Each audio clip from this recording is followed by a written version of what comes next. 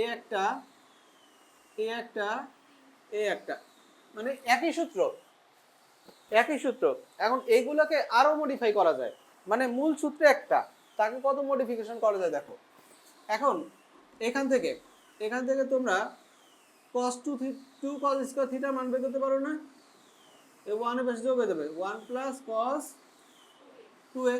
এখান থেকে 2 sin square এই পাশে নিয়ে আসো, 2 sin স্কয়ারের সূত্র কি 1 মাইনাস cos 2a। এইগুলো প্রচুর পরিমাণে ব্যবহৃত হয় ডিফারেন্সিয়েশন ইন্টিগ্রেশনে, প্রচুর ইউজ আছে, বিশেষ করে ইন্টিগ্রেশনেও যদি পাওয়ার বেশি থাকে তাহলে ডাইরেক্ট ইন্টিগ্রেশন করা যায় না, পাওয়ার ডাউন করতে হয়, পাওয়ার কমাইতে হয়, পাওয়ার কমানোর সূত্র এটা 2 cos square theta 1 plus cos theta. দেখো পাওয়ার কমে গেছে, বুঝতে পারছো?